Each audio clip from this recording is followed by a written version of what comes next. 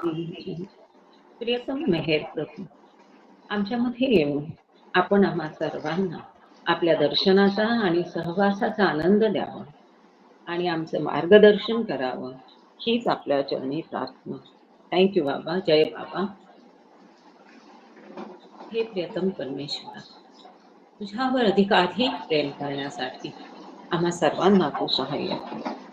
अधिकांशी अधिक प्रेम करण्याकरता इतकं की तुझ्याशी तद्रूप होण्यास आम्ही पात्र व्हावं व तुझ्यावरील आमचं प्रेम वृद्धिंगत व्हावं, यासाठी आम्हास तू सहाय्य कर. आणि प्रियतम बाबांचा दान अगदी अखेरच्या क्षणापर्यंत व अगदी अखेरच्या क्षणी देखील आमच्याशी घट्ट राहावा, यासाठी आम्हास तू सहाय्य कर. अवतार मेहेर बाबा की जय. अवतार मेहेर बाबा की जय. अवतार मेहेर बाबा की जय. सगळ्यांना प्रेमपूर्वक जय बाबा. ईश्वर वचन मराठी भाषांतर आपण वाचत आहोत. हा, एक मिनिट. पालवे, हे दार लावावं लागेल, आवाज येतो. सॉरी. ह्याच्यामध्ये चेतनेची उत्क्रांती हे प्रकरण आपण बघतोय आणि गेल्या वेळेला आपण 195 पानावर 195 पेजवर थांबलो होतो.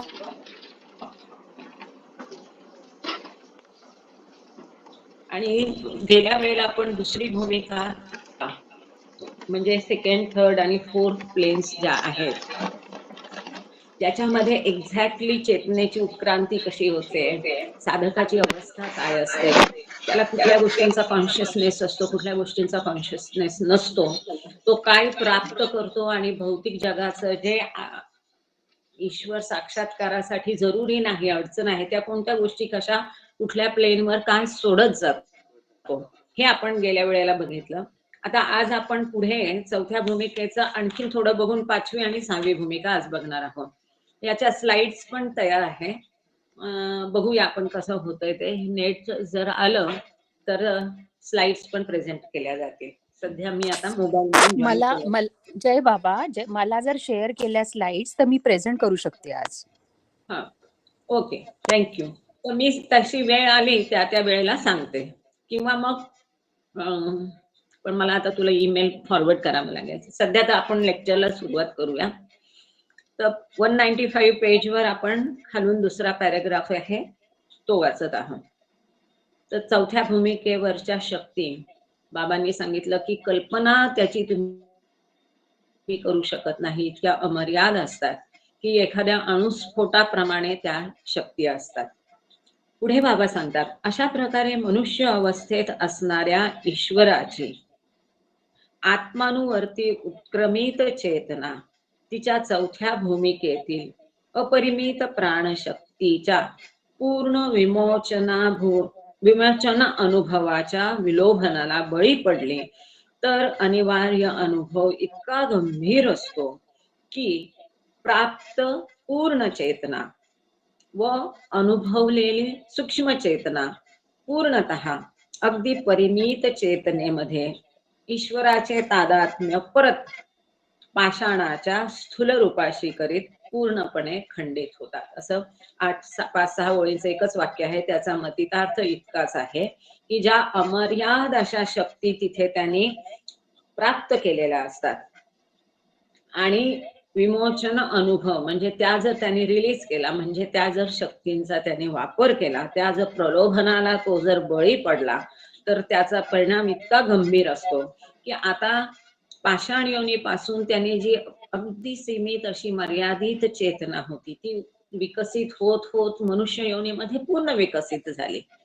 पण मनुष्य योनीमध्ये पूर्ण विकसित झालेली चेतना पुन्हा त्या सप्तभूमिकांमध्ये अजून प्रगल्भ होत जाते.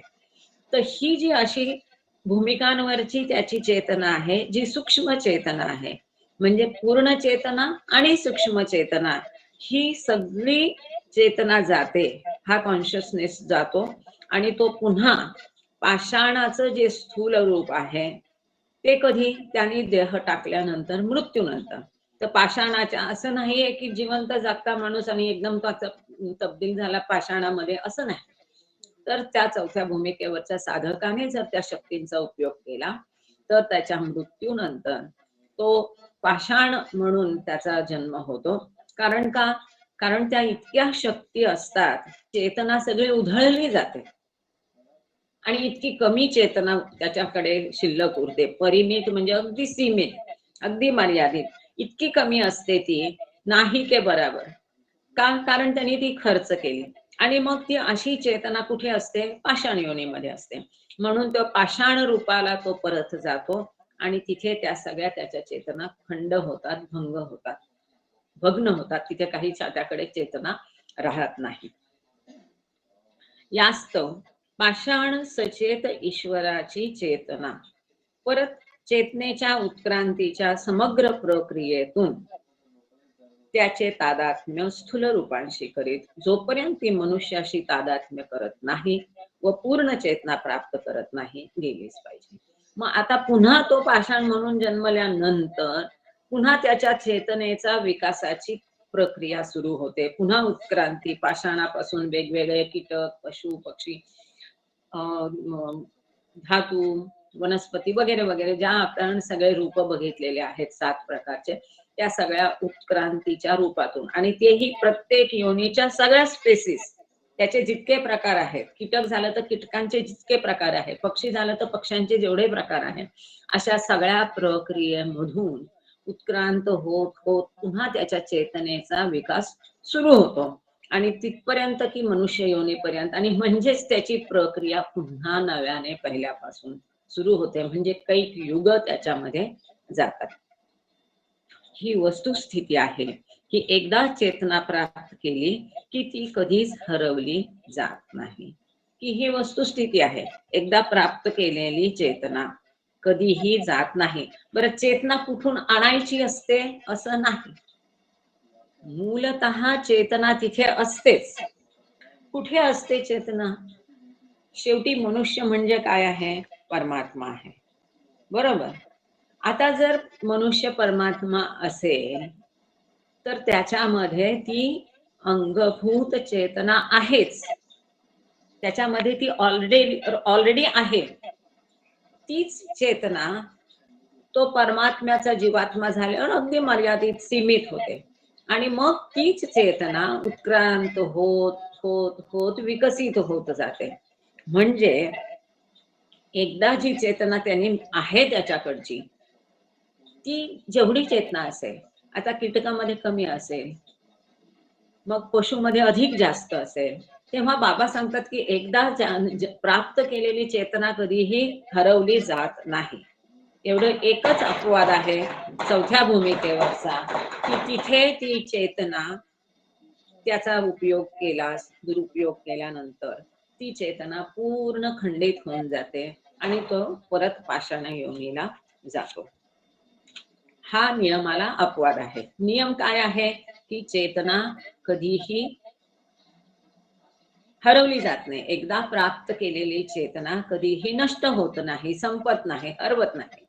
चौथ्या भूमिकेवरचा जो शक्ती आहे त्या शक्तींचा दुरुपयोग, एवढं एकच त्याचा अपवाद आहे. पुढे बाबा सांगतात चेतनेचे हे खंडित होणे हे चौथ्या भूमिकेच्या चेतनेच्या बाबतीतच केवळ घडते, तेही फारच विरळा. जेव्हा तो त्या भूमिकेच्या शक्तीचा गैरवापर करण्याच्या मोहाला बळी पडतो. की बाबा सांगतात की हे चौथ्या भूमिकेवरचं गैरवापर केला तरच, आणि त्या मोहाला तो बळी पडला तरच, हेही फार अगदी अपवादात्मक परिस्थितीमध्ये असं होतं. सरेआम हे होत नाही. असं का? तर आपण त्याचं कारण क्रिएशन अँड कॉन्शियसनेस मध्ये इतर पुस्तकात बाबांनी दिलेलं आहे की त्या वेळेला जे 5व्या 6व्या भूमिकेवरचे साधक असतात त्यांची नजर असते बाकी सगळ्या भूमिकांवर काय चाललंय. त्यावेळेसचा जो सद्गुरू असेल त्या सगळ्याचं त्याच्यावर नियंत्रण असतं. आपण आता पुढे बघणारच आहोत की 5व्या आणि 6व्या भूमिकेवरचे जे साधक आहेत ते मनाचे स्वामी बनतात. ते इतरांच्या सगळ्यांच्या मनाला नियंत्रित करू शकतात, त्यांच्या मनातले विचार बदलवू शकतात किंवा नवीन निर्माण त्यांच्यामध्ये विचार करू शकतात. आणि अशा पद्धतीने त्या एका प्रक्रियेद्वारा अशा प्रकारचा जो मोह असतो चौथ्या भूमिकेवरच्या साधकांचा, त्यापासून त्यांना परावृत्त करता येतं, करू शकतात. त्या त्या काळातले जे अधिकारी आहेत, अधिकारी इन द सेन्स अध्यात्मातले, ते असं करतात. जर चौथ्या भूमिकेतील मनुष्य अवस्थेतील ईश्वर, आपण हे कुणाचं बघतोय? मनुष्य अवस्थेतला ईश्वर, त्याचा हा प्रवास आपण बघतो. जर चौथ्या भूमिकेतील मनुष्य अवस्थेतील ईश्वर अपरिमित प्राणशक्तीच्या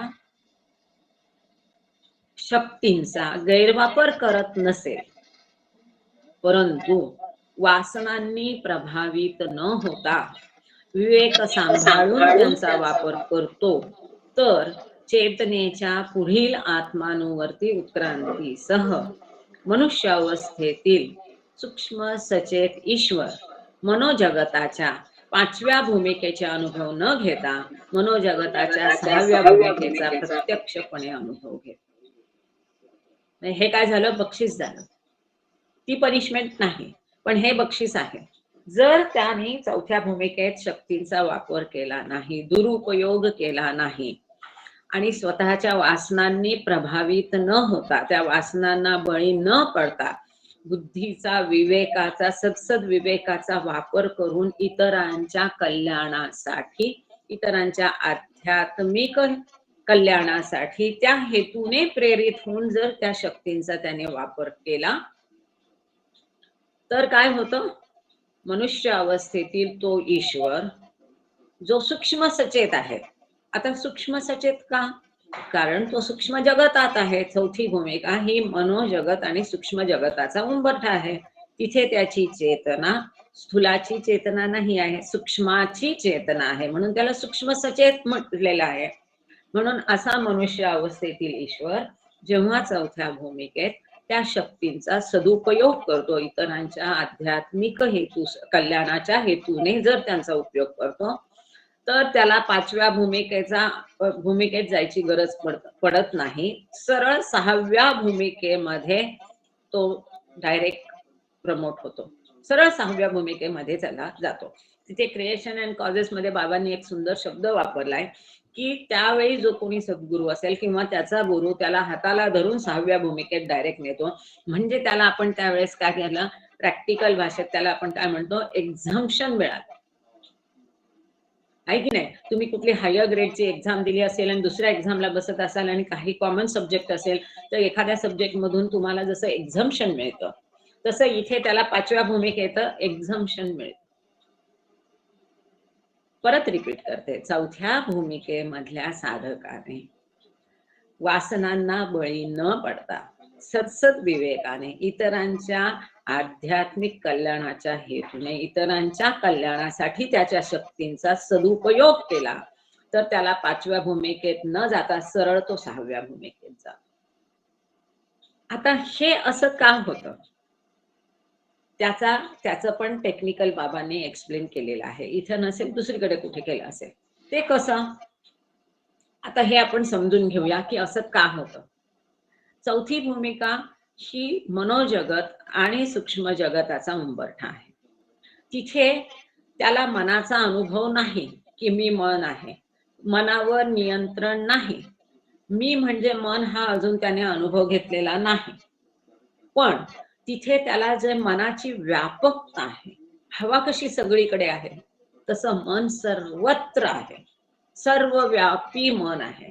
हे कधी तुम्ही अनुभवलंय का? लक्षात घ्या. मन कसं आहे? सर्वव्यापी. असं कसं? जशी सृष्टी निर्माण झाली त्या बिंदू पासून तो जीवात्माचा शिवात्मा होईपर्यंत मन सर्वत्र असतं. जीवात्माचा परमात्मा होईपर्यंत मन सर्वत्र, संपूर्ण प्रवासात मन असतं. क्रिएशन अँड कॉजेसचं जे गुरुवारी आपण मागचं गुरुवारी जे लेक्चर घेतलं त्याच्यामध्ये आकृतीच्या द्वारे आपण हे समजावून घेतलं होतं की ती जी लहर आहे ऊर्जेची, सृष्टीची निर्मिती म्हणजे काय, प्राणशक्ती आहे, ऊर्जा आहे, आणि त्याचे 7 भाग बाबांनी दाखवले. त्या 7 भागांमध्ये पहिल्या भागापासून सगळीकडे मन आणि आत्मा उपलब्ध आहे, उपस्थित आहे, असं बाबांचं वाक्य होतं. तर हे मन कसं आहे? कारण मनाच्याच कारणामुळे सृष्टीची उत्पत्ती झाली, म्हणजे त्या उत्पत्ती बिंदू पासून मन आहेच. म्हणजे मन सर्वत्र आहे, सर्वव्यापी आहे. तर चौथ्या भूमिकेवरचा साधक जेव्हा मनाचं हे सर्व व्यापकत्व भोगतो तेव्हा तो अत्यंत भांबावून जातो. एकीकडे त्याला सगळ्या प्राप्त झालेल्या 7 सिद्धी, सर्व शक्ती, अमर्याद शक्ती असतात. एकीकडे मनावर नियंत्रण न मिळवल्यामुळे त्या इच्छा, वासना, भावना जोर काढतात की त्या शक्तींना आम्हाला वापर म्हणून. आणि एकीकडे त्या मनाचं सर्व व्यापकत्व बघून तो भांबावून जातो. अशा परिस्थितीमध्ये त्या प्रलोभनाला बळी न पडता त्या प्रलोभनावर मात करायची, म्हणजेच मनाचा जो एक भाग आहे भावना, त्याच्यावरती नियंत्रण मिळवतो. आणि दुसरीकडे विवेकपूर्ण वापर करतो. आता विवेकपूर्ण वापर म्हणजे काय? विचारपूर्वक. मनाचा दुसरा भाग आहे विचार. मग तो काय करतो की केवळ वासनांवर, भावनांवर प्रभुत्व मिळवतो किंवा नियंत्रण मिळवतो असं नाही, ते तर मिळवतोच. त्याशिवाय जो विचार करतो तो की मी ह्या शक्तींचा इतरांच्या कल्याणासाठी कसा अधिकाधिक उपयोग करू शकतो, म्हणजेच मनाचा दुसरा भागाचा सुद्धा तो उपयोग करतो विवेकपूर्ण, इतरांच्या कल्याणासाठी, आध्यात्मिक त्यांना उन्नती करण्यासाठी त्याने जर त्या शक्तींचा उपयोग केला, म्हणजेच दुसऱ्या प्रकारे जो पाचवी भूमिका कशी आहे, मनोजगतात आहे. पाचव्या भूमिकेत काय होतं, तो मनोचेतन होतो. आणि काय होतं, पाचव्या भूमिकेत मनाचा तो स्वामी बनतो. मग मनाचा स्वामी बनण्याची जी ऍक्शन आहे ती ऑलरेडी त्यांनी चौथ्या भूमिकेत सिद्ध केली की मी भावनांवर पण नियंत्रण मिळवलंय आणि मी त्याचा विवेकपूर्ण, विचारपूर्ण चांगला सदुपयोग केला. म्हणून ती जी पाचव्या भूमिकेचा हेतू असतो मनाचं नियंत्रण, तो ऑलरेडी सिद्ध झाला. तो सिद्ध झाला म्हणून त्याला पाचव्या भूमिकेत न जाता तो डायरेक्ट सहाव्या भूमिकेत जातो. I think it is clear. पुष्कळ जणांना हा संभ्रम असतो की सदुपयोग केला तर काय होतो, त्याचं उत्तर मिळालं आणि तसा का होतो तो, हे आपण समजून घ्यायचं. बाबांचं लिटरेचर वाचताना थोडस त्याचा कार्य कारण भाव कुठे ना कुठे मिळतो. अशा पद्धतीने तो त्याच्यावर नियंत्रण मिळवतो आणि म्हणून त्याला पाचव्या भूमिकेत जायची गरज पडत नाही आणि म्हणून त्याला सहावी भूमिका लगेच प्राप्त होते. पुढे बाबा म्हणतात, परंतु थँक्यू गांगडे सर, जर मनुष्य अवस्थेतील ईश्वर आणि इतर पण सगळ्यांना, जर मनुष्य अवस्थेतील ईश्वर बघा सगळीकडे न थकता न कंटाळता सतत बाबांनी हा शब्द वापरलाय, मनुष्य अवस्थेतील ईश्वर. हे आपल्या सगळ्यांना जाणून घ्यायला पाहिजे, सतत मनात बिंबवून ते रुजवलं पाहिजे की आपण दुसरं तिसरं कोणी नाही, ईश्वर आहे. त्याच्यात ईश्वर आहे, याच्यात ईश्वर आहे, माझ्यात ईश्वर आहे. हे जर सतत भावना मनात रुजवली आणि एकत्वाची भावना रुजवली की जे षड्रिपूंवर नियंत्रण करणं सोपं जातं. आणि आपण आपल्याला बाबा सांगतात, don't find me outside you, I am within you. तर पुष्कळ दिवस कळत नव्हतं विदिन यू म्हणजे बाबा कुठे आहेत. ते जरी आता येत आहेत वाटलं तर वाटायचं अरे आपण बाबांमध्ये जावं, ते कुठे आत येत आहेत, असे काय काय विचार. पण जेव्हा हे सतत आपण वाचतो की मनुष्य अवस्थेतील ईश्वर, म्हणजे तुमच्या आमच्या प्रत्येकामध्ये कोण आहे, ईश्वर आहे. जर मनुष्य अवस्थेतील ईश्वर चौथ्या भूमिकेत अपरिमित प्राणशक्तीच्या शक्तींचा ना वापर करीत ना गैरवापर करीत, तर क्रमशः चेतनेच्या पुढील आत्मानुवर्ती उत्क्रांतीमुळे मनुष्य अवस्थेतील सूक्ष्म सचेत ईश्वर चेतनेच्या चौथ्या भूमिकेत मनोजगताचा उंबरठा ओलांडतो आणि चेतनेची पाचवी भूमिका अनुभवणे सुरू करतो. त्यांनी वापरही नाही केला, गैरवापरही नाही केला, सदुपयोग पण नाही केला, वापरच केला नाही, हात लावला नाही त्या शक्तींना, ऍज इट इज ठेवल्या. तर काय होतं, चौथ्या भूमिकेतून तो चौथी भूमिका सुरक्षितपणे ओलांडतो, जी अत्यंत धोकादायक परिस्थिती आहे. चौथी भूमिका अत्यंत धोकादायक आहे.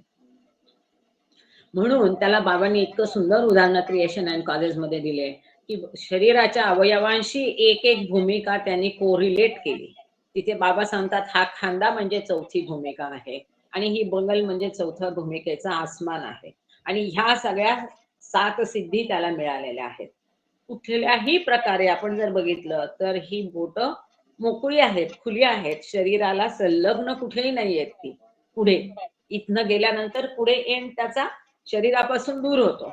म्हणून बाबा सांगतात, की इथे तो चौथ्या भूमिकेतला जर त्याने या शक्तींचा उपयोग केला, तर त्या अशी आकृती आहे, असा हात खाली केलेला त्या धुळीला मिळतात. असं उदाहरण सुंदर बाबांनी त्याच्यामध्ये दिलेलं आहे.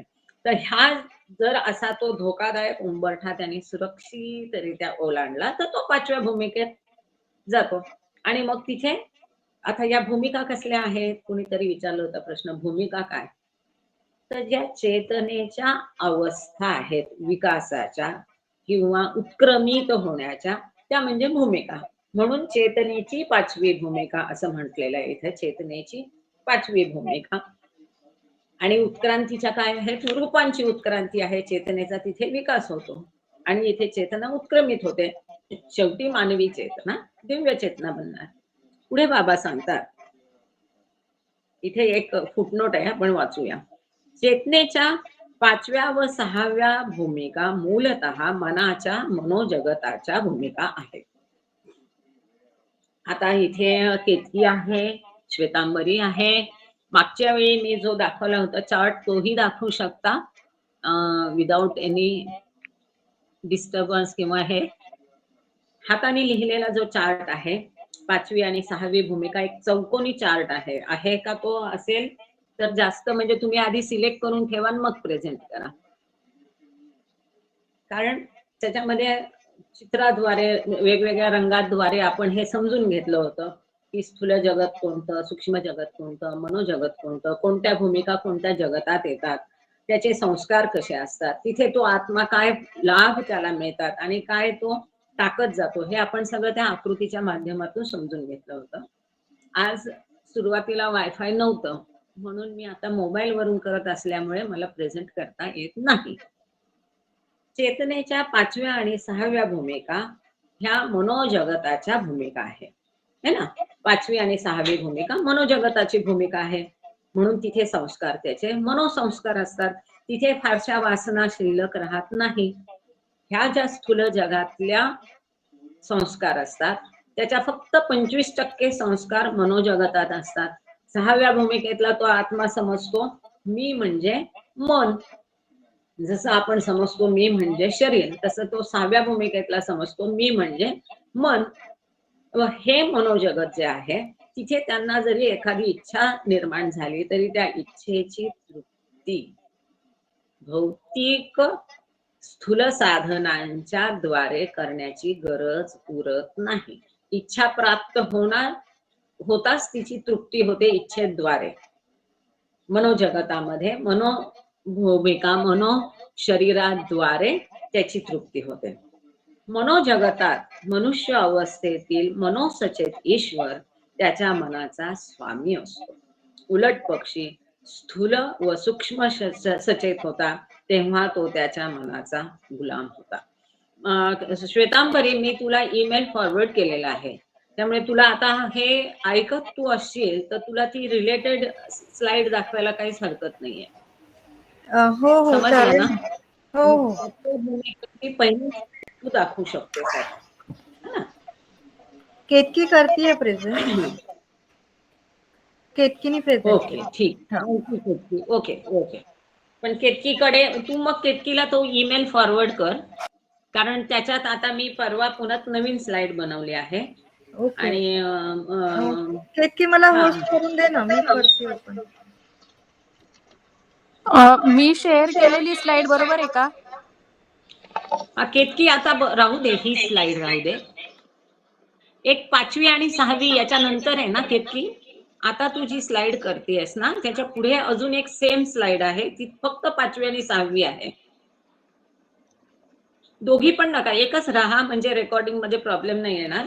आणि तू जर केतकी करत असशील तर मग पुढची जी स्लाइड आहे 5वी आणि 6वी आता जी दाखवत होती तू चौकोनी त्याच्या पुढे 5वी आणि 6वी आहे ती दाखव आणि मी श्वेता केलं, तोपर्यंत श्वेतांबरीला मी कोहोस्ट केलं. अच्छा, आणि ईमेल तू तिला फॉरवर्ड करून दे. श्वेता मी इथे तुला अत्यंत कोहोस्ट केलेलं.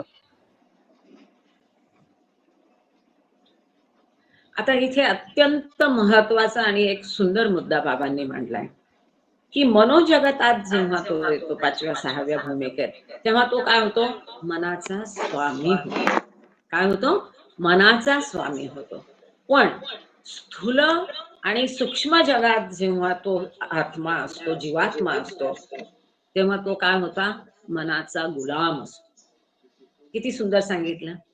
तुम्ही आम्ही सगळे मनाचे गुलाम आहोत. आपले अहम, आपले सगळं काही, ते सगळं कुठून येतं? मनातून येतं. म्हणजे स्थूल आणि सूक्ष्म भूमिकांमध्ये, म्हणजे पहिली ती 4 भूमिका ह्या सूक्ष्म जगतातल्या भूमिका आणि स्थूल जगातले तुम्ही आम्ही सगळे, इथे आपण सगळे काय आहे? मनाचा गुलाम आहे. सगळा जो खेळ आहे इंटू इन्व्हर्टेड कॉमा मनापासून सुरू होतो, मनापासून संपतो. म्हणून हे मन मौन करणं फार गरजेचं आहे. बाबा सांगतात माइंड मस्ट गो, मन गेलंच पाहिजे. तर स्थूल आणि सूक्ष्म सचेत जेव्हा तो होता, म्हणजे स्थूल जगतात आणि सूक्ष्म जगतात होता, तेव्हा तो काय होता? मनाचा गुलाम होता. आणि आता काय झाला तो? आता तो मनाचा स्वामी झाला. कुठे? 5व्या आणि 6व्या भूमिकेमध्ये तो मनाचा स्वामी झाला. आता इथे एक शब्द होता, वासनांनी प्रभावित न होता. म्हणजे 4थ्या भूमिकेतला साधक वासनांनी ना मोहाला बळी न पडता जेव्हा सदुपयोग करतो, त्याच्यासाठी एक ऍस्ट्रिक देऊन खाली फुटनोट दिलेली आहे. आधी ती आपण ती बघू आणि मग आपण 5व्या आणि 6व्या भूमिकेमध्ये जाऊ. आता ही जी स्लाइड तुम्हाला समोर प्रेझेंट केली आहे, तर 4थ्या भूमिकेत शक्तीचा विवेकपूर्ण वापर केल्यास थेट 6व्या भूमिकेत पदार्पण, जे आहे ते अगदी सोप्या शब्दात, कमी शब्दात इथे मांडलेलं आहे. आणि कुणाची इच्छा असेल तर नंतर ह्या सगळ्या स्लाइड तुम्हाला शेअर केल्या जातील ग्रुपवर, तसं मला फक्त मेसेज टाका. त्यांनी जर वापर केली नाही तर तो 5व्या भूमिकेत जातो आणि 5व्या आणि 6व्या भूमिकेत तो मनाचा स्वामी असतो आणि स्थूल आणि सूक्ष्म जगामध्ये मात्र तो मनाचा गुलाम असतो. हे अत्यंत शेवटचं महत्वाचं आहे. आता आपण ती फुटनोट वाचूया, तोपर्यंत श्वेतांबरी पुढची स्लाइड टाकेल, म्हणजे तिलाही वेळ मिळेल आणि आपण आपलं काम पुढे चालू ठेवू. स्लाइड नंबर 2 टाकशील. वासना जाणीवपूर्वक पुसून टाकल्या पाहिजे. बाबा काय सांगतात?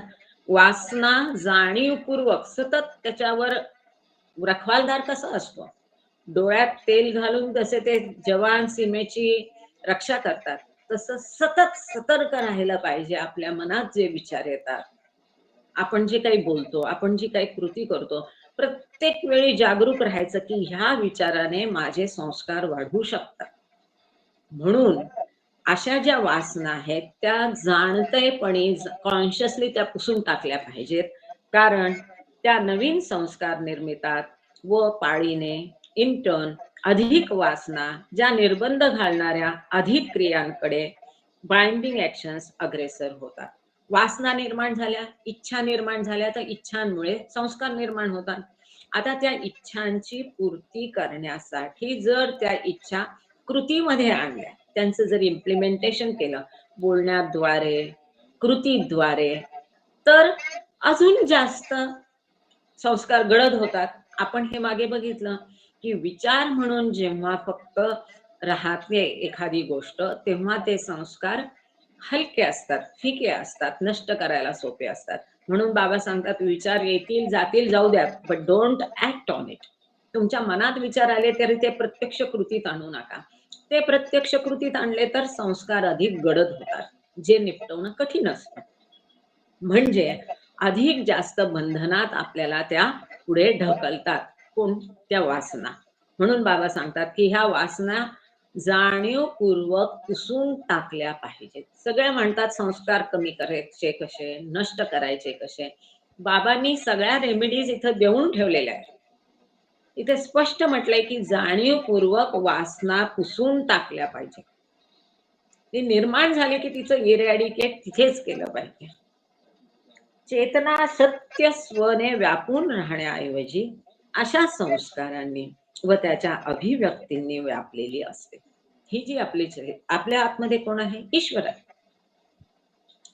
आता त्या ईश्वराचं काय होते? तो स्वतःला जाणत नाही. का? या संस्कारांमुळे ती जी ईश्वरीय चेतना आहे ती झाकोळलेली आहे, व्यापलेली आहे. आपण त्याला उदाहरण दरवेळी देतो, गाठोड्यात बांधलेली आहे. अहंकाराचं गाठोडं, मनाचं गाठोडं, संस्कारांचं गाठोडं, अशा त्रिविध गाठोड्यात ती ईश्वरीय चेतना बांधलेली आहे. त्या आतमधल्या आपल्या तुरुंगातल्या ईश्वराला आपण फ्री करायचं. कधी? ती जेव्हा ती संस्कारांनी व्यापलेली चेतना आहे त्याच्यावरचे संस्कार काढले तर.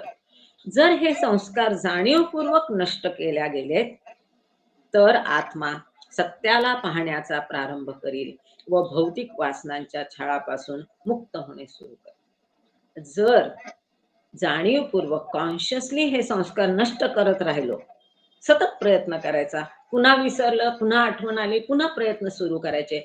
प्रत्येक विचाराबद्दल, प्रत्येक कृतीबद्दल हे जर विचार राहिले की मी अमुक एक कार्य करतोय किंवा करते, म्हणजे ह्यामुळे संस्कार उत्पन्न होतील, मग हे कार्य मला खरंच गरजेचं आहे का करणं, की मी हे टाळू शकतो किंवा शकते, अशा पद्धतीने जर आपण सतत प्रयत्न केले तर बाबा सांगतात की हे जे भौतिक वासना आहे त्या छळापासून हा जो आत्मा आहे तो मुक्त व्हायला सुरुवात होईल आणि तिथे जे अंतिम सत्य आहे ईश्वर, त्याला भेट, त्याला पाहण्याचा सुरुवात तो करेल. इथे पुन्हा बाबांनी सांगितलं, व्यक्ती किंवा जीवात्मा उणे जीवन म्हणजे वासनामय जीवन आत्मा होतो. मॅन मायनस माइंड है ना, असं बाबांचं इंग्लिश मधलं आहे. तर इथे त्यांनी काय दिलेलं आहे? व्यक्ती आहे, एक जीवात्मा आहे. त्या जीवात्मा मायनस त्याचं वासनामय जीवन, ही व्यक्ती आहे, कोणी एक व्यक्ती आपल्यातली, आणि त्याच्यातून त्याचं वासनामय जीवन काढून टाकायचं, वजा करायचं, रद्द करायचं, तर काय उरतो? फक्त आत्मा. कोणता आत्मा? प्युअर आत्मा, जो की परमात्म्याचा अंश आहे, परमात्मा आहे आणि सदोदित अचेत सर्व शक्तिमान ईश्वर असतो. म्हणजे व्यक्तीच्या जीवनातून, जीवात्म्याच्या जीवनातून वासनामय जीवन जर काढून टाकलं तर खाली काय उरणार? ईश्वर उरणार. आणि तेच आपल्याला पाहिजे. आपल्या स्वतःचा आपल्याला शोध घ्यायचा आहे. आपण जो पावे तो जगत असतो, तो पावे तो ते जीवन त्यागले पाहिजे. की ते जीवन त्यागा, बाबा सांगतात, पण कर्तव्य त्यागायचे नाही. लोक काय करतात? जीवन त्यागा म्हणजे कर्तव्य त्याग करतात आणि पळून जातात हिमालयात. तसं नाही. जे काही आहे ते कर्तव्य तुम्ही पार पाडा, पण ऍज अ केअर टेकर. ते पण बाबांनी न्यू लाईफ मध्ये घालून दिले उदाहरणाद्वारे की नथिंग बिलॉंग्स टू मी, माझं स्वतःचं काहीही नाहीये. त्या ईश्वराने हे सगळं माझं भौतिक जीवन, माझं आयुष्य, माझा परिवार, माझी नोकरी, माझा धंदा, हे संपूर्ण ईश्वराने, हा परिवार सगळा ईश्वराचा आहे. मी फक्त त्याचा पालन करता, सांभाळ करता, केअर टेकर आहे. तिथे उदाहरण दिलेले आहे सुंदर, की बँकेतल्या कॅशियर सारखं इतकं डिटॅच राहायचं, त्यात लिप्त नाही व्हायचं, सगळं त्यांच्यासाठी करा, उत्तम पद्धतीने आपलं कर्तव्य पार पडा, पण त्याच्यामध्ये लिप्त होऊ नका. आणि हे सगळ्यात अवघड आहे, अलिप्त राहायचं. काय? पाण्यामधल्या कमळाच्या पानासारखं. पाण्यामध्ये असतं ते कमळाचं पान, पण पाणी त्याला चिकटत नाही. ते कसं राहतं? तसं ह्या जीवनापासून राहता आलं पाहिजे सगळं कर्तव्य करत. भौतिक इच्छा त्यागणे व अचेतनताची चेतना राखणे हे जीवनाचे लक्ष्य आहे. जीवनाचं खरं लक्ष्य काय आहे? की भौतिक इच्छांचा, वासनांचा त्याग करणं. का? कारण त्या इच्छा, वासना हे सगळ्यांचं मूळ आहे, संस्कार निर्मितीचा कारखाना आहे. त्या त्याग करायचा, त्या इच्छांचा, वासनांचा त्याग करायचा. आणि जी अचेतन आहे, कोण अचेतन आहे? ईश्वर आपल्या आतला. त्याची ती दैवी चेतना राखणं म्हणजेच ईश्वरत्व परत प्राप्त करणं, म्हणजेच आपल्या स्वस्वरूपाला परत जाणं, म्हणजेच ईश्वराशी मिलन होणं, ईश्वराशी एकरूप होणं, म्हणजेच गॉड रिअलायझेशन. हेच जीवनाचं लक्ष आहे. आता आपण पान नंबर 197 वर आहोत आणि 197 वर आपण आता हे स्लाइड मध्ये हेच दाखवलंय, व्यक्ती वजा वासनामय जीवन बरोबर हे इक्वेशन आहे, समीकरण दिले. ईश्वर अचेत. आता जीवनाचं लक्ष काय, तर भौतिक इच्छा आणि वासनांचा त्याग करायचा आणि अचेतन परब्रह्म परमात्मा जो आपल्या आतमध्ये आहे तो अचेतन आहे. आपल्याला त्याची चेतना नाही, आपल्याला माहित नाही की मी परब्रह्म परमात्मा आहे, त्याचा अनुभव नाहीये, चेतना नाहीये. तर ती चेतना राखणं म्हणजे ही जी संस्कारित मानवी चेतना आहे, मर्यादित चेतना आहे, ती घालवायची आणि दैवी चेतना प्राप्त करायची. पुढची स्लाइड तू घे आणि मी पण इथे थोडस एक हे करते.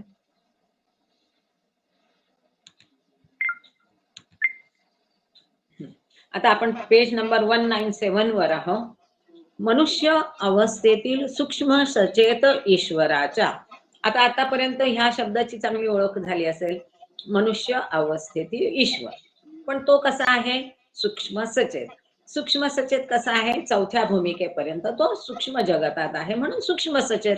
आपण सगळे स्थूल जगतात आहोत म्हणून आपण स्थूल सचेत.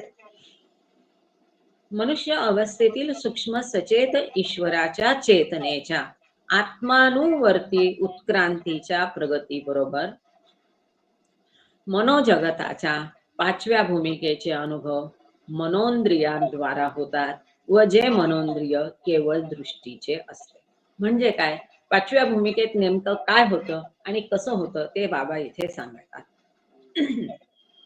5वी भूमिका कधी प्राप्त होते, जी आपली चेतना आहे तिला आत ओढायची. आत काय आहे, परमात्मा आहे.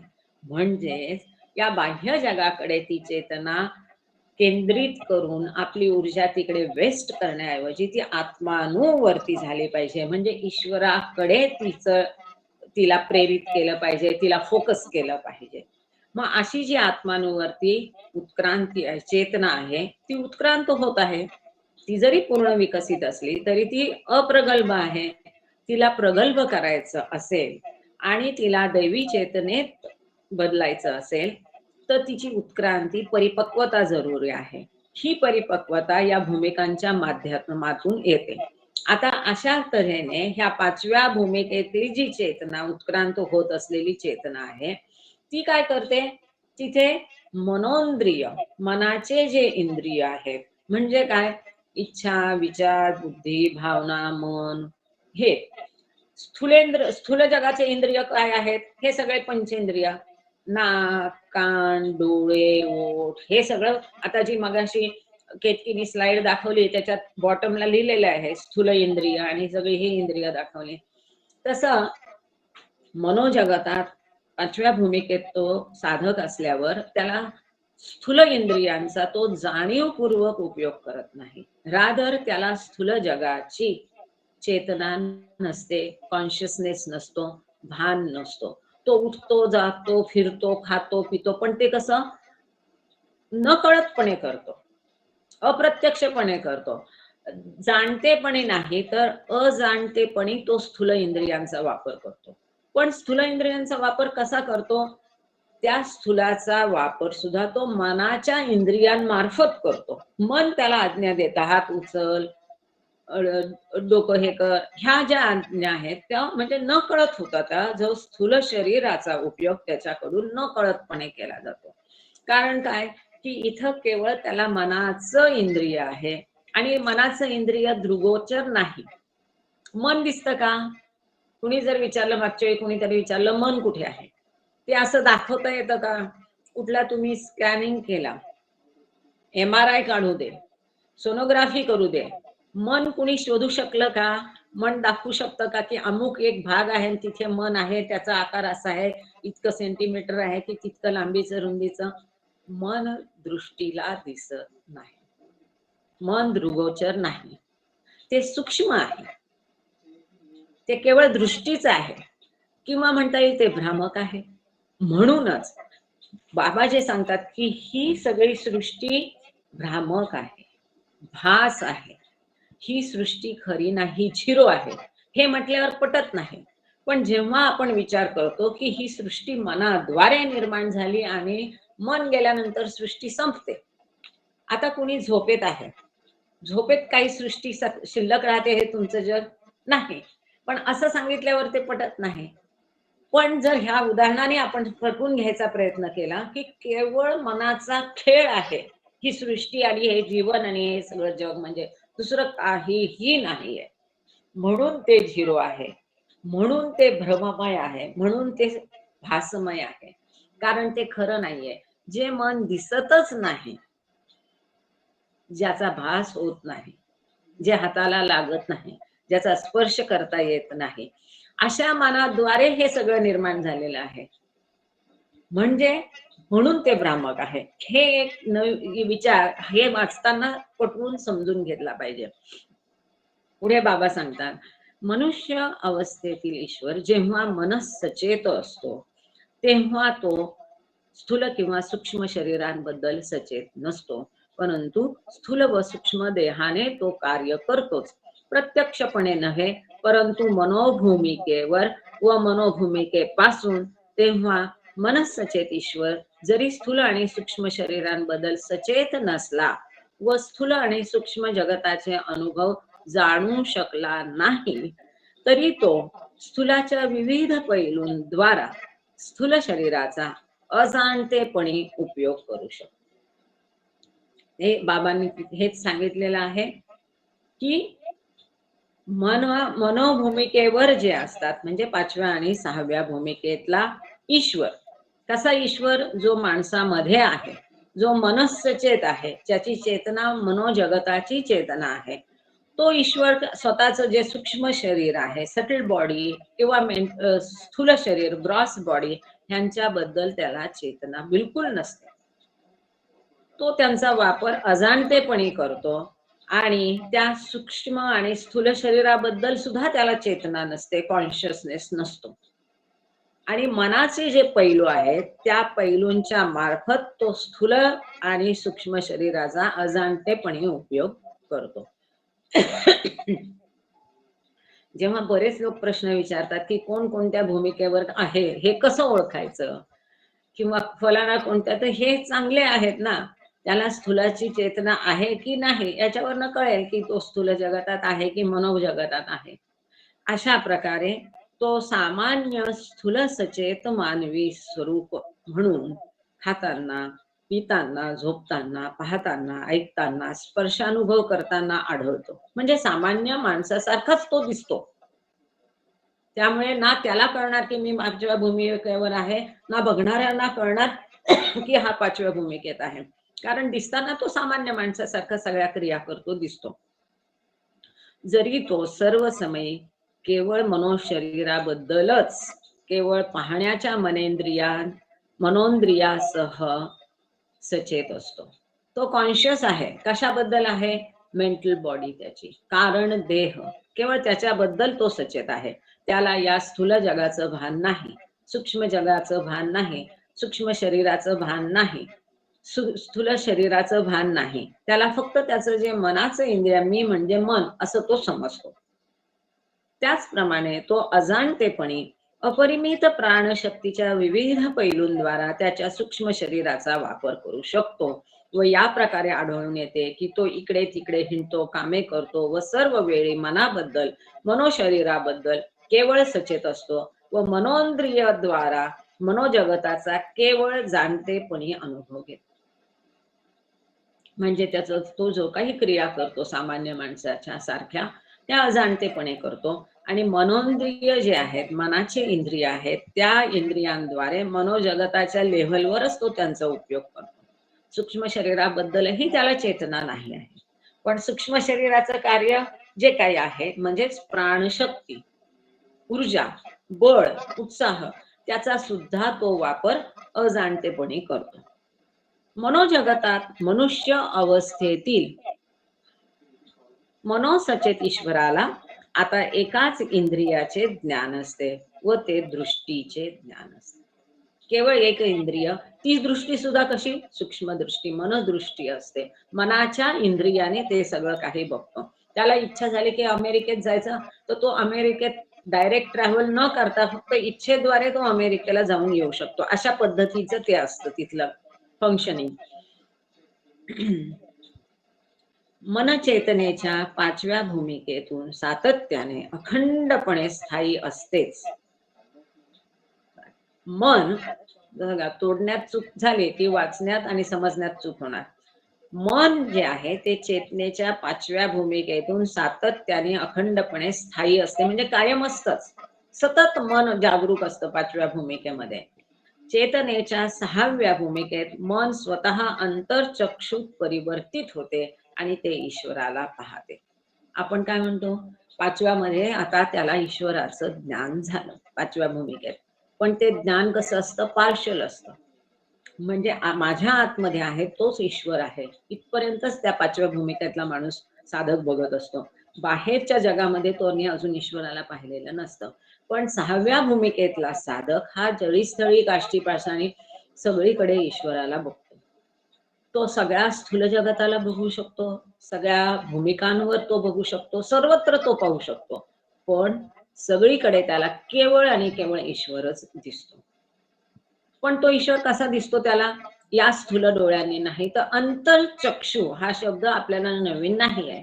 जे मनाचं इंद्रिय आहे, मनाचे डोळे आहे, अंतर्चक्षुद्वारे तो ईश्वराला सहाव्या भूमिकेचा सगळीकडे बघू शकतो. जे पाचव्या भूमिकेत त्याचं मन सतत असतं, दृष्टीचं जे मनाची दृष्टी असते ती अंतर्चक्षु मध्ये सहाव्या भूमिकेत परावर्तित होते आणि मग त्या अंतर्चक्षुद्वारा तो ईश्वराला सगळीकडे बघतो. चेतनेच्या सातव्या भूमिकेत मनोनाश होतो. अत्यंत अत्यंत अत्यंत महत्वाचा. सातव्या भूमिकेत आला की त्याच्या मनाचा नाश होतो आणि मग हा जो खेळ आहे तो सगळा थांबतो.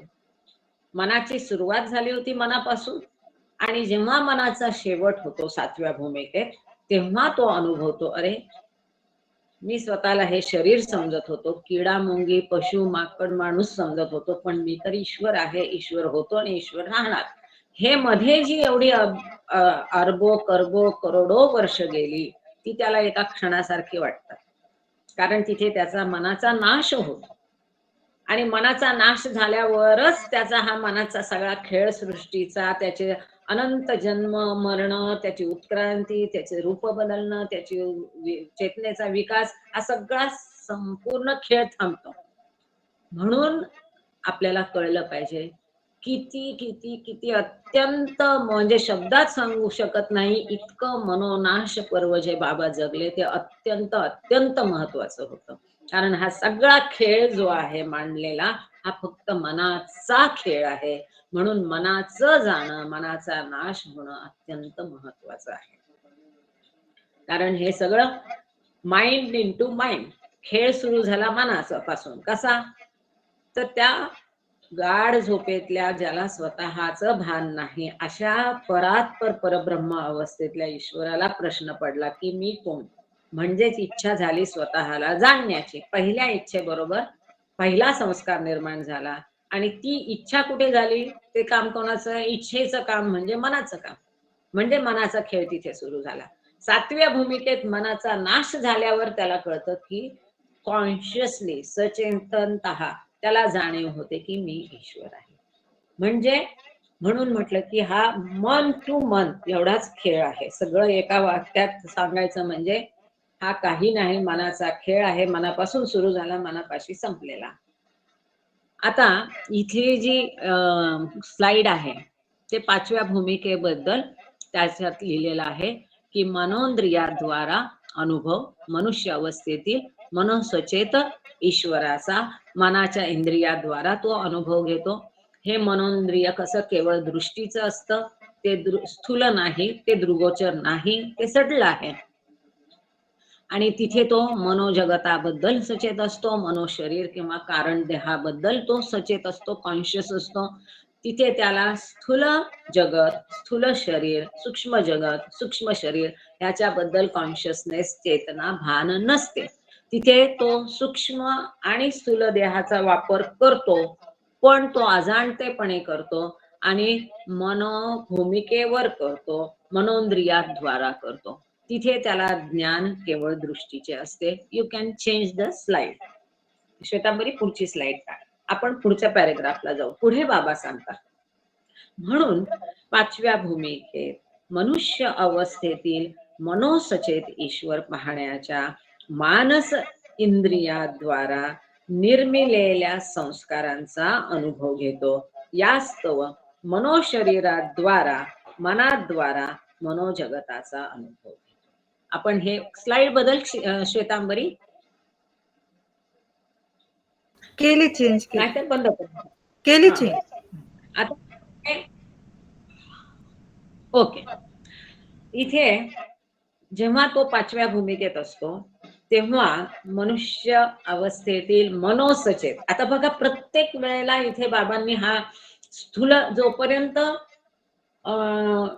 भूमिकेतला प्रवास जीवात्म्याचा सुरू झाला नव्हता तोपर्यंत शब्द कसा होता, स्थूल सचेत आत्मा होता.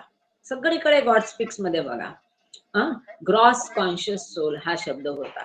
जसा भूमिकांचा प्रवास सुरू होतो तर पहिली ते चौथी भूमिका त्याला सूक्ष्म सचेत सटल कॉन्शियस सोल असं म्हटलेलं आहे. आता 5वी आणि 6वी भूमिका ही मनोजगताची भूमिका आहे. त्यामुळे तिथे मनुष्य अवस्थेतील ईश्वर कसा आहे, मनोसचेत आहे. मनोजगताबद्दल त्याला चेतना आहे. तिथे त्याचे संस्कार कसे असतात, स्थूल जगतात त्याचे संस्कार स्थूल संस्कार असतात, सूक्ष्म जगामध्ये त्याचे संस्कार सूक्ष्म संस्कार असतात आणि मनोजगतामध्ये त्याचे संस्कार मनोसंस्कार असतात. कारण मानस जे इंद्रिय आहेत त्या इंद्रियाद्वारा जे संस्कार निर्माण होतात त्या संस्कारांचा मनोसंस्कारांचा तिथे तो अनुभव घेतो. संस्कारांचा जो डबल रोल आहे त्यातला हा दुसरा भाग आहे की संस्कारांचा अनुभव घेऊनच चेतना अधिक उत्क्रांत आधी विकसित होते आणि मग विकसित झालेली चेतना उत्क्रांत होते. ती चेतना उत्क्रांत होण्यासाठी संस्कारांचं असणं महत्वाचं आहे. त्या संस्कारांद्वाराच ती चेतना विकसित आणि उत्क्रांत होणार आहे. म्हणून हा डबल रोल आहे संस्कारांचा. हेच संस्कार आहे की ज्यामुळे आपण ईश्वराशी तादात्म्य पाहू शकत नाही, आपण ईश्वराला बघू शकत नाही. हेच संस्कार आहे की जे आपल्या चेतनेला विकसित करून उत्क्रांत होण्यासाठी मदत करतात. हा संस्कारांचा डबल रोल आहे. तेव्हा त्याचं जे मानस इंद्रिय आहे त्याद्वारे त्याने तो मानस संस्कारांचा अनुभव घेतो आणि म्हणून तो मनोशरीराद्वारा मनोजगताचा अनुभव घेतो. कोण, 5व्या आणि 6व्या भूमिकेतील मनुष्य अवस्थेतील ईश्वर म्हणजेच साधक 5व्या आणि 6व्या भूमिकेमध्ये मनोजगताचा अनुभव मनोशरीराद्वारा घेतो. आता आपण स्थूल जगताचा अनुभव घेतो. कसा घेतो, आपल्या या स्थूल शरीरामार्फत घेतो आहे की नाही. बघतो, कानाने ऐकतो, नाकाने वास घेतो, हात आहे, पाय आहे, हे सगळे आपले स्थूल इंद्रिय आहेत. या स्थूल इंद्रियांद्वारा आपण स्थूल जगताचा अनुभव घेतो. त्याच पद्धतीने जे भूमिकांवरचे साधक आहेत, जे सूक्ष्म जगतात आहेत, पहिली ती चौथी भूमिका, ते सूक्ष्म जगताचा अनुभव सूक्ष्म शरीरामार्फत सटल बॉडी मार्फत घेतात. मनोभूमिकेवरचे 5वी आणि 6व्या भूमिकेवरचे साधक मनोजगताचा अनुभव मनोशरीर किंवा कारण शरीराद्वारा घेतात. तो आता केवळ मनाबद्दल सचेत असतो, बाकी कुठलीही चेतना त्याला नसते. स्थूलाची नाही, सूक्ष्माची नाही, त्याला आता चेतना फक्त मनाची असते. मनाबद्दल तो कॉन्शियस असतो, त्याचं भान त्याला असतं. या स्थितीत मनुष्य अवस्थेतील ईश्वर सूक्ष्म सचेत व स्थूल सचेत मानवी रूपातील स्थूल सचेत व सूक्ष्म सचेत ईश्वराच्या अवस्थांची मने नियंत्रित करण्याची क्षमता बाळगतो. हा अत्यंत महत्वाचा मुद्दा आहे. कारण तिथे तो मनाचा स्वामी झालाय. इतरांच्या मनातले विचार ओळखणं, इतरांच्या मनात नवीन विचार निर्माण करणं, असलेले विचार बदलणं, ही कपॅसिटी त्याच्याकडे असते, क्षमता असते. He can do that. याचा अर्थ असा नाही की तो तेच करतो सारखं, नाही. 5व्या आणि 6व्या भूमिकेतील जो साधक आहे किंवा मनुष्य अवस्थेतील ईश्वर जो आहे तो ईश्वर सूक्ष्म सचेत म्हणजे भूमिकेवरचे जे साधक आहेत, स्थूल सचेत म्हणजे तुमच्या आमच्या सारखे जे सगळे माणूस आहे त्यांच्यातील चेतना जो आहे, त्यांच्या मन नियंत्रण करण्याची क्षमता कोण बाळगतो? 5व्या आणि 6व्या भूमिकेवरील मनुष्य अवस्थेतला ईश्वर ती क्षमता बाळगतो. आता आपण पान नंबर 198 वर आहोत. परंतु आता हे खूप खूप खूप महत्वाचं आहे. ठीक आहे, अत्यंत महत्वाचा आता पॅरेग्राफ आपण वाचणार आहोत. परंतु 5व्या भूमिकेत मानवावस्थेतील मनस्सचेत ईश्वर कोणतेही चमत्कार करण्यास पूर्णतः अक्षम असतो, कारण तो आता मनोविश्वात असतो आणि अपरिमित प्राणशक्तीच्या विश्वात नसतो. ज्या विश्वात प्राणशक्ती विमुक्त झाली असता चमत्कार पूर्ण सिद्धीत परिणत होतो. म्हणजे काय? चौथी भूमिका, तिसरी भूमिका, दुसरी भूमिका, या सगळ्या कुठे आहेत? सूक्ष्म जगत आहे. सूक्ष्म जगतात काय आहे? पहिल्या भूमिकेपासून त्याला थोड्या थोड्या शक्ती मिळायला लागतात, दुसऱ्या भूमिकेत अजून जास्त शक्ती मिळतात, तिसऱ्या भूमिकेत तो अजून जास्त शक्तीबद्दल अजून सचेत होतो आणि चौथ्या भूमिकेत त्याला अमर्याद शक्ती आणि 7 सिद्धी प्राप्त होतात. आता चौथ्या भूमिकेमध्ये या 7 सिद्धी निर्माण कशा होतात ते बाबांनी क्रिएशन अँड कॉजेस मध्ये सांगितलंय. ते आपण गेल्या गुरुवारी बघितलं की ही जी ऊर्जेची लहर आहे ती चौथ्या भूमिकेमध्ये ती जी ऊर्जा आहे ती अशी खंडित होऊन 7 भागात ती विभागली जाते आणि त्या 7 सिद्धी आहे. तिथे एकदम कर्व येतो, स्लोप येतो आणि अशा पद्धतीने ते चौथ्या भूमिकेमध्ये अमर्याद शक्ती आहेत, 7 सिद्धी आहेत, तिथे तो चमत्कार करू शकतो. तिसऱ्या भूमिकेत चमत्कार करू शकतो. पण 5व्या भूमिकेतील मानव अवस्थेतील ईश्वर चमत्कार करण्यास अक्षम असतो. क्षमता नसते, कॅपॅसिटी नसते. का नसते? कारण तो स्थूल आणि सूक्ष्माबद्दल सचेत नाहीये, त्याला चेतनाच नाहीये. तुम्ही काय स्थूल जगतातले लोक अडचणीत आहे किंवा तुमचा काय त्रास आहे, सूक्ष्मामधले काय आहे, याची त्याला चेतना नसते. तो मनोभूमिकेवर मनोजगतात त्याबद्दलच कॉन्शियस असतो. त्याची चेतना जी असते मनोजगताची चेतना असते. त्याच्याजवळ त्याच अमर्याद शक्ती, संपूर्ण शक्तीने तो आताही भरलेला आहे.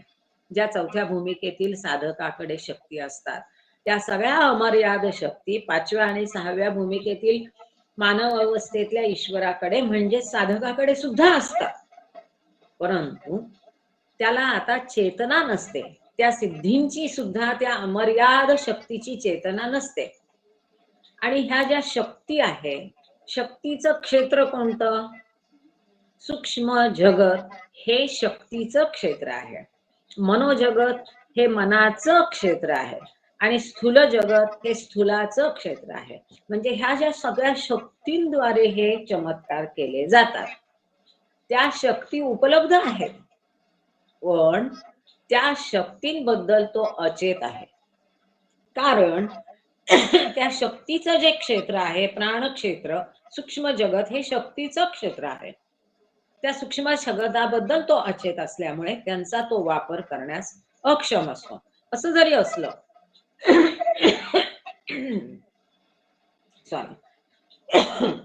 असं जरी असलं तरीही 5व्या अवस्थेतले वली आणि 6व्या अवस्थेत भूमिकेतले पीर ह्यांची जर कोणी निरपेक्ष भावनेने सेवा केली तर त्यांच्या आजूबाजूला आणि त्यांच्याकडे ज्या शक्ती असतात आपोआपच त्या शक्तींद्वारे त्या व्यक्तीला फायदा होतो, असंही बाबांनी सांगितलं. स्वतः 5व्या भूमिकेतील मनुष्याच्या अवस्थेतला ईश्वर आणि 6व्या भूमिकेतील मनुष्याच्या अवस्थेतील ईश्वर स्वतः कुठलेही चमत्कार करत नाही.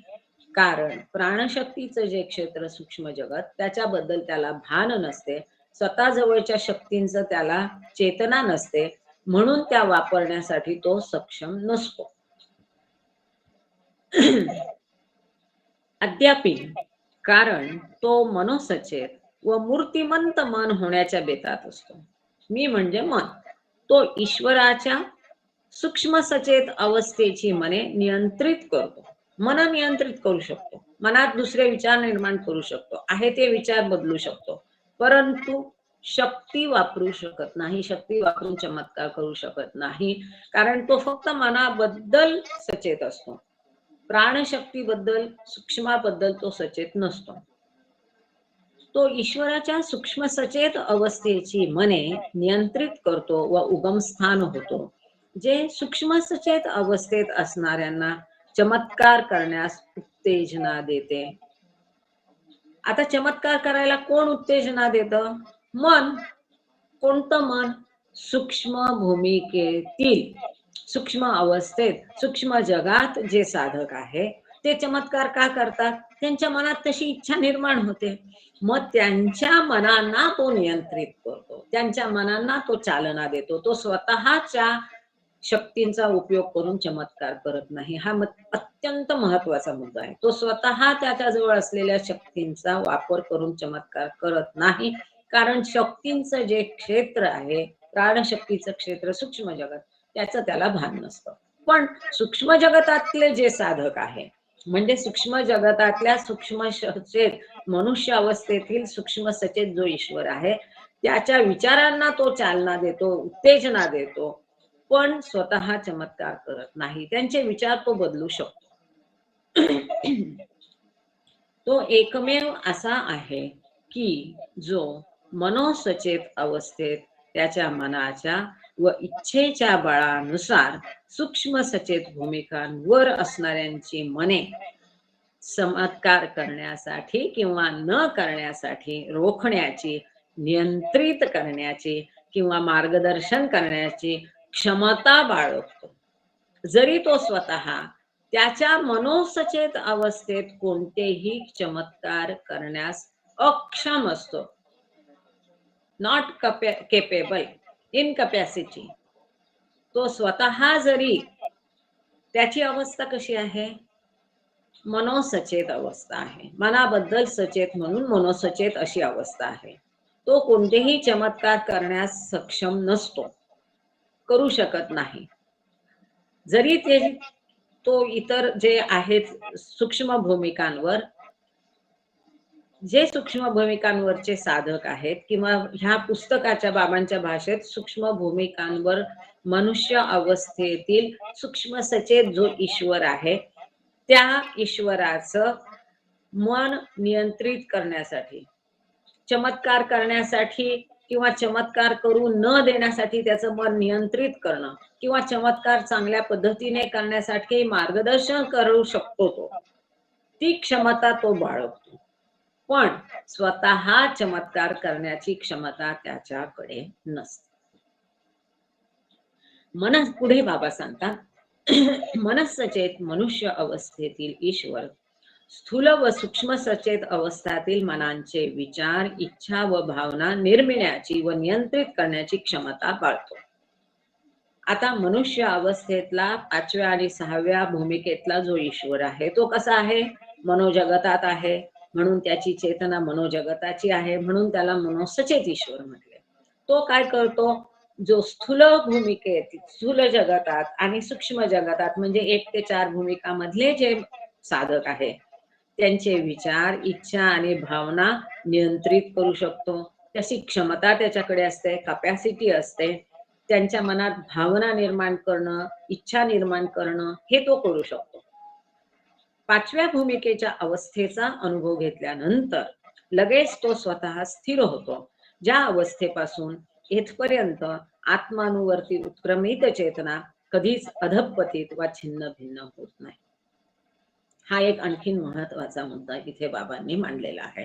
5व्या भूमिकेमध्ये एकदा साधक आला, म्हणजेच बाबांच्या भाषेत 5व्या भूमिकेतील मनुष्य अवस्थेतील मनोसचेत ईश्वर आहे की नाही, साध्या शब्दात सांगायचं तर 5व्या भूमिकेतला साधक.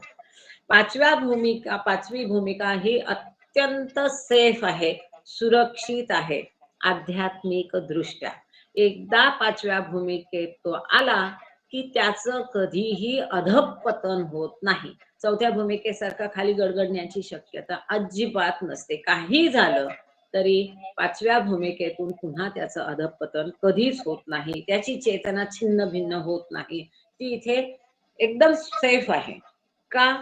कारण त्याची आता भरपूर आत्मानुवर्ती झालेली ती चेतना आहे, ती उत्क्रमित झालेली आहे.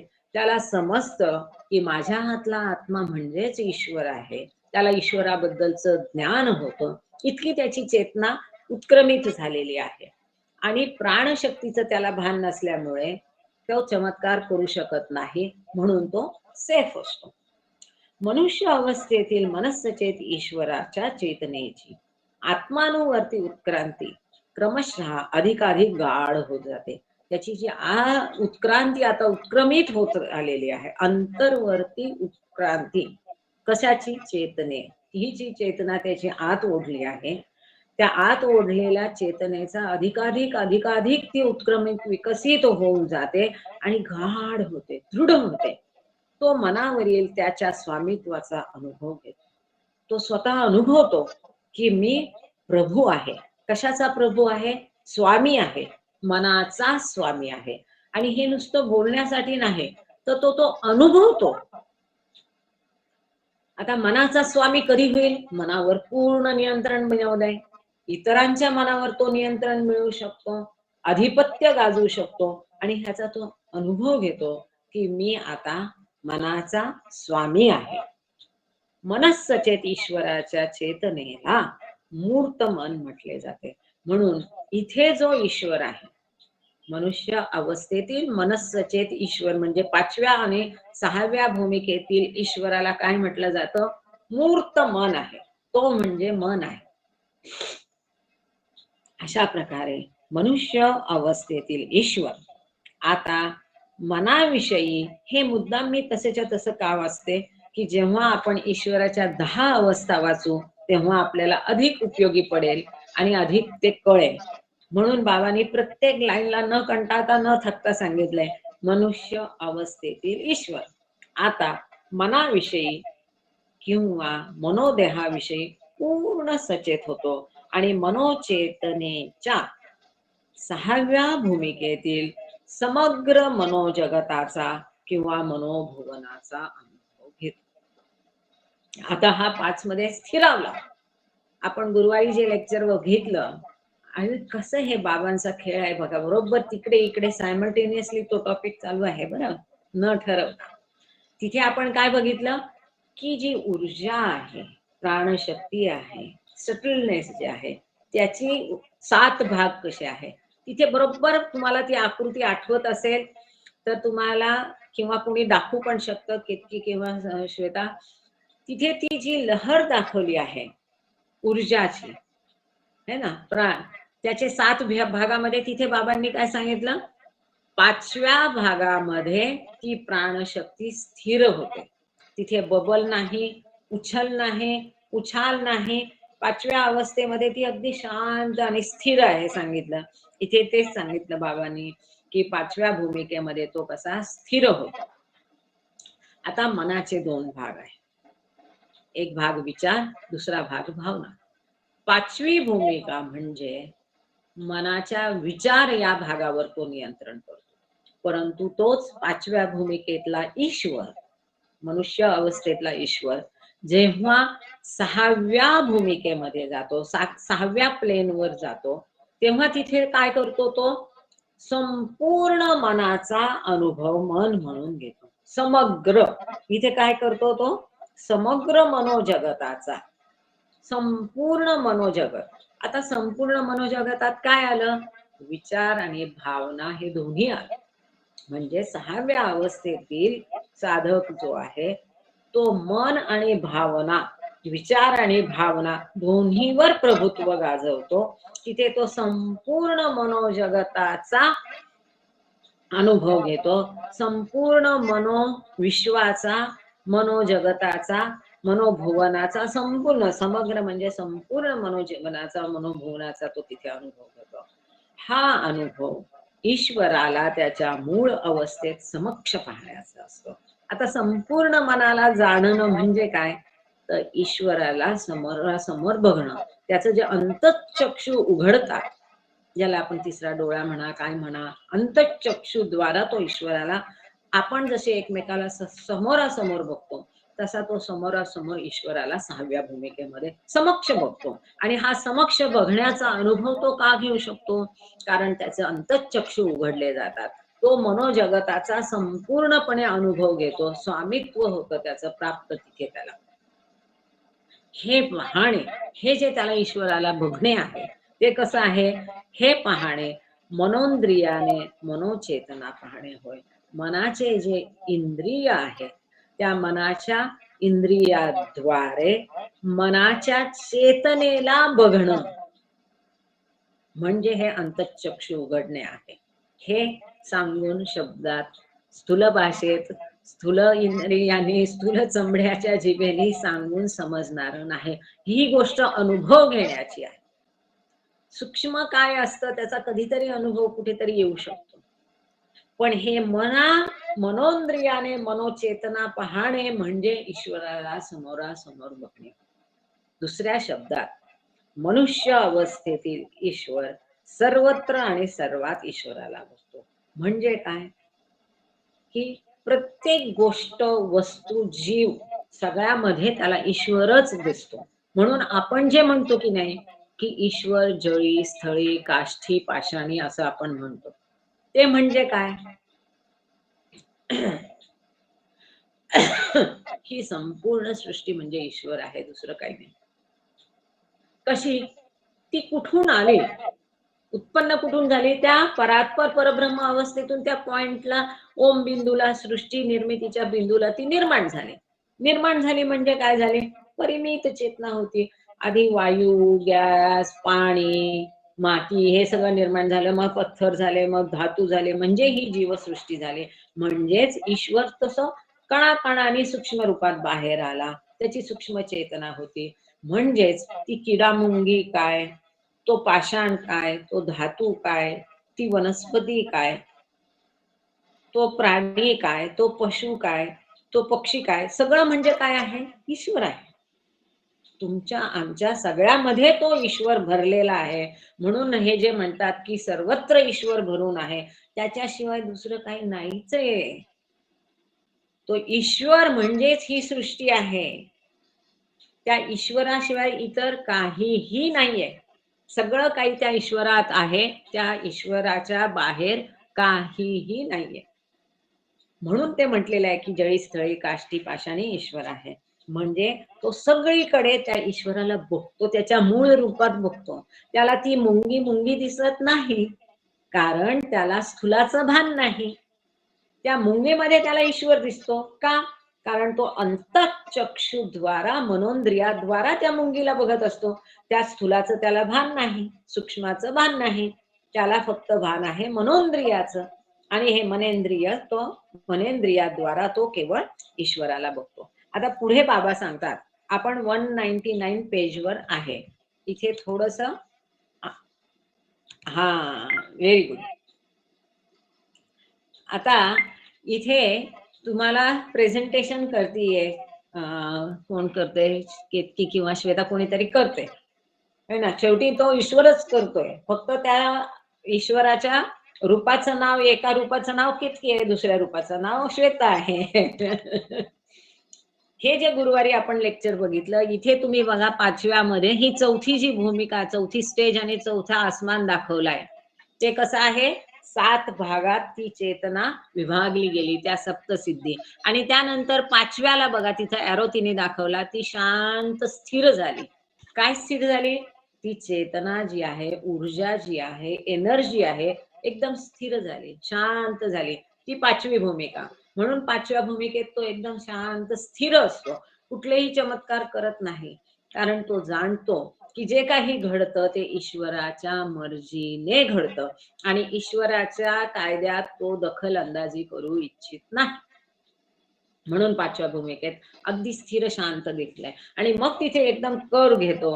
आणि मग 6व्या भूमिकेमध्ये काय झालेलं आहे की तिथे एकदम धबधब्यासारखी ती एनर्जी आहे आणि तिथनं ड्रॉप्स पण पडलेले आहे. आणि मग आपण तिथे बघितलं की ती कोणती आहे, तिथे सॉरी, हे आपण उलट चाललो. ही चौथी भूमिकेत जे सगळे लेयर्स आहे त्याच्या वरती ती 5वी भूमिका आहे, जी अगदी शांत आहे. एकदम तिथे पांढरं पांढरं फक्त दिसलेलं आहे, ती म्हणजे पाचवी भूमिका, पाचवं जगत. आणि मग ते चौथं जगत सुरू झालं, चौथी भूमिका. आणि मग चौथ्या भूमिकेनंतर एकदम वॉटरफॉल सारखं पडलं आणि मग त्यातनं नाही खाली खाली हा हे बिंदू तयार झाले. हे बिंदू म्हणजे देव देवता, हे आपण गुरुवारच्या लेक्चरमध्ये बघितलंय. आता 15 मिनिट राहिलेले आहे. हे तर मी आज संपवायचा विचार होता. तू मागाची स्लाइड परत एकदा दाखव. तोपर्यंत आपण आता हे छान चाललंय, असंच पुढे चालू देऊया का? मस्त मजा येते. एकदा हे वाचायला लागलं की थांबायला नको वाटतं. कुणाला जर प्रश्न असतील तर आपण प्रश्न घेऊया. जर प्रश्न नसतील तर आपण पुढचं वाचन पुढे चालू ठेवूया, कारण आता आपण 6व्या भूमिकेत आलो. आता ही स्लाइड म्हणजे काय आहे? 5व्या भूमिकेत तो एकदा पुन्हा रिपिटेशन होतंय, पण समजायसाठी कुणाला प्रश्न असतील तर मला कोणीतरी माईक ओपन करून सांगाल हा. कारण आता मी मोबाईलवरनं केलेलं आहे तर मला इथे ते दिसत नाही.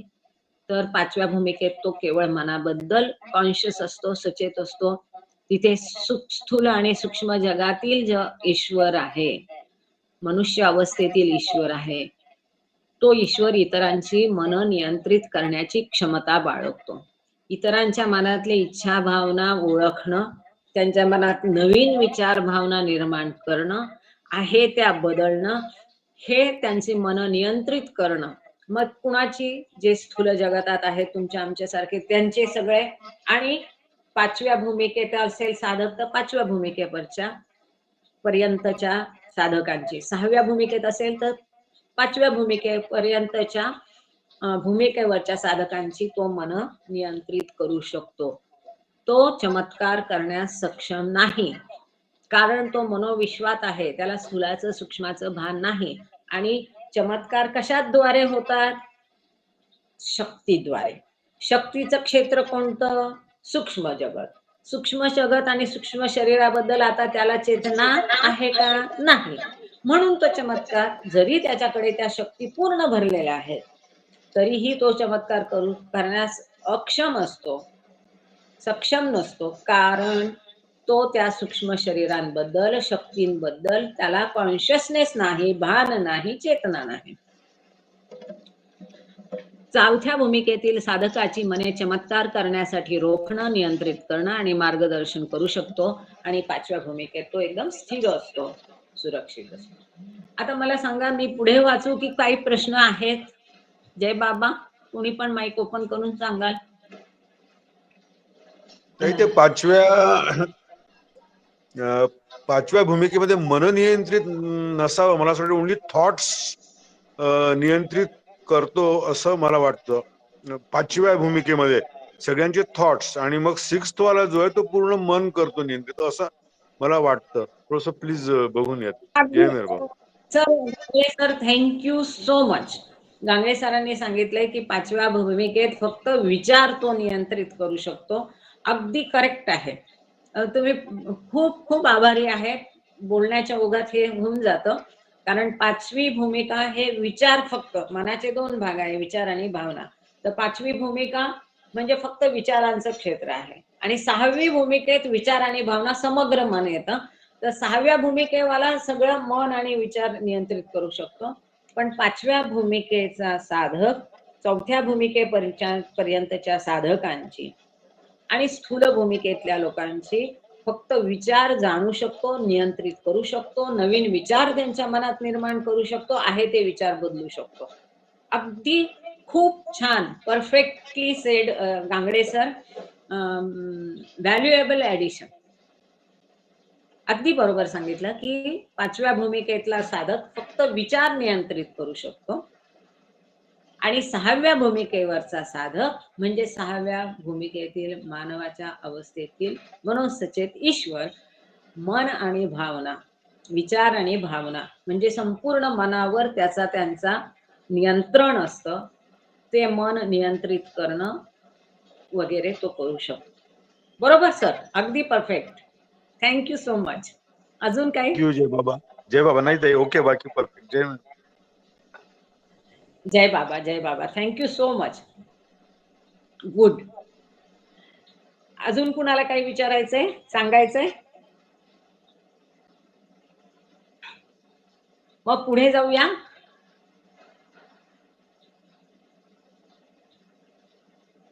जय बाबा. हा. आता पुढे आपण बघूया. अजून एक खूप सुंदर महत्वाचा मुद्दा आहे, तो बघू. आणि तोपर्यंत तुम्ही आपसात ठरवून घ्या कोण प्रार्थना म्हणायची, आरती म्हणायची वगैरे. मी म्हणू प्रार्थना. कोण बोलतंय? कोण? मी एक जण प्रार्थना म्हणा, एक जण आरती म्हणा. आता पुढे मी वाचते. श्वेता किंवा कीर्ती तुम्ही ठरवून घ्या आपसामध्ये. ओके. अगदी पहिल्या भूमिकेपासून तो 6व्या भूमिकेपर्यंत चेतनेची आत्मानुवर्ती उत्क्रांती क्रमशः आणि सातत्याने प्रगत होत गेली. जशी ईश्वराची चेतना बहुमुखी आणि विविध विरोधी संस्कार जे क्रमाक्रमाने पुसट होत गेले, कमी कमी व विरळ अनुभवत गेले. ही जी उत्क्रांती आहे चेतनेची, आपण प्रवास कोणाचा बघतोय? चेतनेच्या उत्क्रांतीचा प्रवास बघतो. चेतनेचा विकास कसा झाला, विकसित चेतना उत्क्रांत कशी होत गेली. आता ही जी आत्मानुवर्ती आत ओढलेली आत्मानुवर्ती चेतना आहे, तिची उत्क्रांती सतत होते, पण टप्प्याटप्प्याने क्रमाक्रमाने अशी होते. अशी जी उत्क्रांत होत गेलेली चेतना आहे ती ईश्वराची चेतना. हे जे विरोधी संस्कार आहे, परस्पर विरोधी संस्काराच्या माध्यमातून ते संस्कार नष्ट करत, ते संस्कार हळूहळू क्रमाक्रमाने झिजवत, पुसट होत, कमी कमी करत, विरळ विरळ करत ती चेतना ते संस्कारांमार्फतच उत्क्रमित होते. पण त्या संस्कारांनाच ती हळूहळू कमी कमी कमी करत, पुसट करत ती स्वतः उत्क्रांत होत गेली. म्हणजे ही जी चेतनेची प्रगती आहे, विकसित चेतनेची प्रगती जी आहे ती परस्पर विरोधी संस्कारांमार्फत अधिक उत्क्रमित होते, प्रगत होत जाते. तसे तसे ते संस्कार हळूहळू टप्प्याटप्प्याने क्रमशः कमी कमी होत जातात, पुसट होत जातात. असं कुठपर्यंत होतं? जोपर्यंत ते सगळे संस्कार नष्ट होत नाही, म्हणजे 6व्या भूमिकेपर्यंत. म्हणून ईश्वराच्या चेतनेच्या आत्मानुवर्ती उत्क्रांत प्रगतीच्या दरम्यान विविध विरोधी संस्कार क्रमशः कमी झाले आणि अधिक पुसट झाले. जोपर्यंत ईश्वराची 6व्या भूमिकेतील आत्मानुवर्ती उत्क्रांत चेतना मनोशरीराविषयी पूर्ण सचेत झाली नाही आणि तिने मनोजगताचा पूर्ण अनुभव घेतला नाही. व्यवहार्यतः आपण इथे थांबू आणि हे समजून घेऊ.